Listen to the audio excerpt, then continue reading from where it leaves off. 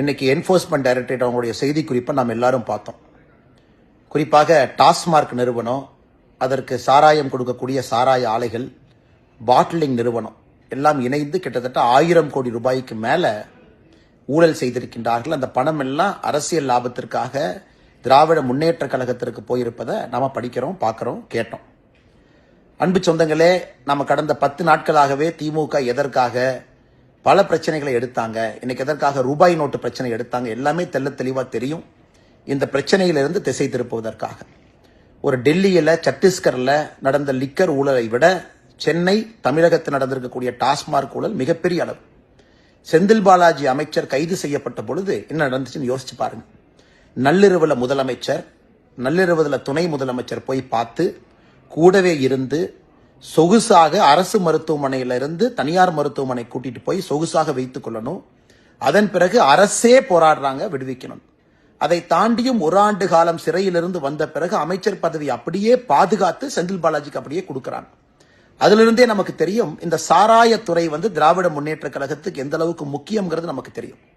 இன்னைக்கு இந்த இடி இன்வெஸ்டிகேஷன் அவங்க ரைடுக்கு பிறகு நமக்கு தெரிய வந்திருப்பது என்னன்னா, தமிழ்நாட்டில் பல இடத்துல லஞ்ச ஒழிப்புத்துறை அவங்க போடப்பட்ட எஃப்ஐஆர் அடிப்படையில் இடி அவங்க இன்வெஸ்டிகேஷன் பண்ணியிருக்கிறாங்க. ஒரு குவார்டர் பாட்டிலுக்கு 10 ரூபாயிலிருந்து 30 ரூபாய் அதிகமா பணம் வாங்கியிருக்கிறாங்க.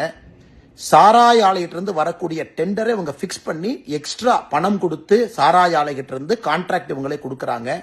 பாட்லிங் கம்பெனிகளோட சேர்ந்து போலி ரசீதிகளை போடுறாங்க.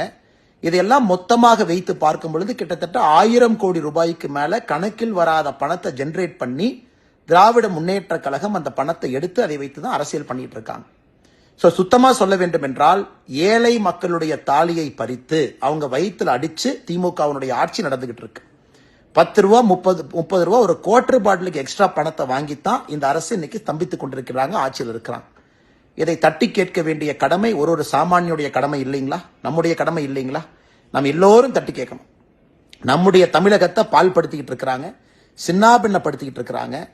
ஒரு சாராய அமைச்சர், முதலமைச்சர், துணை முதலமைச்சர் கூட்டுச்சதியாக வைத்து டாஸ்மார்க்கை வச்சு வரக்கூடிய பணத்துல திராவிட முன்னேற்ற கழகத்தினுடைய ஆட்சி அதை நம்பிதான் இருக்கு.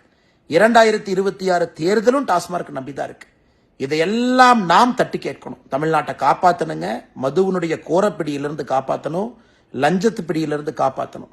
அதனால்தான் பாரதிய ஜனதா கட்சி உங்களை நாங்கள் அழைக்கிறோம். பொதுமக்களை, அன்பு சொந்தங்களை, சகோதர சகோதரிகளை, பெரியோர்களை, தாய்மார்களை வர்ற திங்கட்கிழமை அன்னைக்கு 17ஆம் தேதி காலையில 11 மணிக்கு டாஸ்மார்க்கினுடைய தலைமை அலுவலகம் எக்மோர்ல தாளமுத்து நடராஜன் ரோட்ல இருக்கு.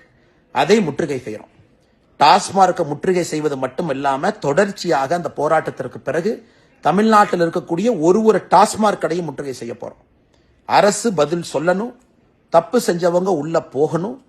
தமிழகத்தினுடைய சாராய அமைச்சர் செந்தில் பாலாஜி முதல்ல பதவியிலிருந்து வெளியே வரணும். அந்த பதவியில் இருப்பதற்கு எந்த விதமான அருகதை அவருக்கு இல்ல. தமிழகத்தினுடைய முதலமைச்சரே பதவி விலக வேண்டிய கேஸ் அது. 1000 கோடி ரூபாய் ஊழல் இந்த அளவுக்கு நடந்திருக்கு.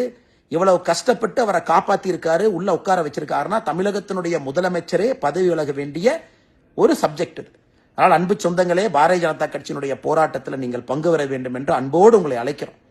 டாஸ்மார்க் தலைமை அலுவலகத்தை நம்ம திங்கட்கிழமை முற்றுகை பண்றதிலிருந்து தொடர்ச்சியாக பாரதிய ஜனதா கட்சி மிகப்பெரிய போராட்டத்தை எடுத்து தமிழக மக்களை மதுவினுடைய கோரப்பிடியிலிருந்து, டாஸ்மார்க் ஊழல்வாதிகள் பிடியிலிருந்து, சாராய அமைச்சனுடைய பிடியிலிருந்து, முதலமைச்சர், துணை முதலமைச்சருடைய பிடியிலிருந்து, அறிவாலயத்தினுடைய பிடியிலிருந்து ஏழை சகோதர சகோதரிகளை வயிற்றில் அடிச்சு தாலி அறுத்து அதை வைத்து அரசியல் பண்ணிட்டு இருக்கக்கூடிய அந்த கோர முகத்தை கிழிச்சு காட்டுற வரைக்கும் நம்முடைய போராட்டம் தொடரும்.